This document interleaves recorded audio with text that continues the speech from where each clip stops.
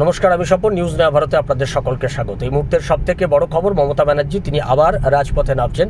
আগামী 2রা জুন থেকে তিনি কলকাতার রাজপথে নামছেন এবং ওই দিন বীরভূমে যাচ্ছেন অভিষেক ব্যানার্জি, অর্থাৎ পিসি ভাইপো আবার পথে নামছেন এই কারণেই যে তাদের অভিযোগ হচ্ছে গোটা রাজ্যে তাদের কর্মীদের উপর অত্যাচার চলছে, পুলিশি অত্যাচার চলছে। সেই অত্যাচারের প্রতিবাদে তিনি ধর্মতলায় ধর্ণা মঞ্চ বেঁধে তিনি এবার বসবেন।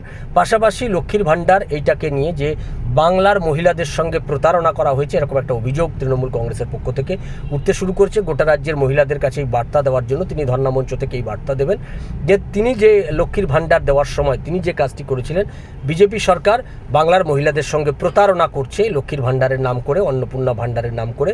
এইটাকে নিয়েও তিনি এই ধর্ণা মঞ্চ থেকে তিনি আওয়াজ তুলবেন বলে আমরা জানতে পারছি। ফলে আগামী 2রা জুন পশ্চিমবাংলার রাজনীতিতে আবার একটা নতুন চেহারায় আমরা মমতা ব্যানার্জিকে হয়তো দেখতে পাবো। অভিষেক ব্যানার্জি তিনি সেদিন বীরভূম থেকে কী বার্তা দেন, তার দলীয় কর্মীদেরকে চাঙ্গা করার জন্যই তারা এই কর্মসূচি নিয়েছেন বলে রাজনৈতিক মহল মনে করছে। ফলে আমাদের সেদিকে নজর থাকবে। আপনাদের নজর থাকুক নিউজ নয়া ভারতের পর্দায়। যারা আমাদের চ্যানেলটা এখনও পর্যন্ত সাবস্ক্রাইব করেননি তারা আমাদের চ্যানেলটি সাবস্ক্রাইব করুন, শেয়ার করুন, লাইক দিন, কমেন্ট বক্সে কমেন্ট করুন।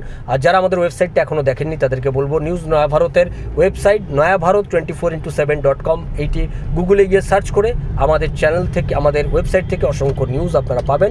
সেগুলো দেখতে থাকুন, লাইক করতে থাকুন, শেয়ার করতে থাকুন।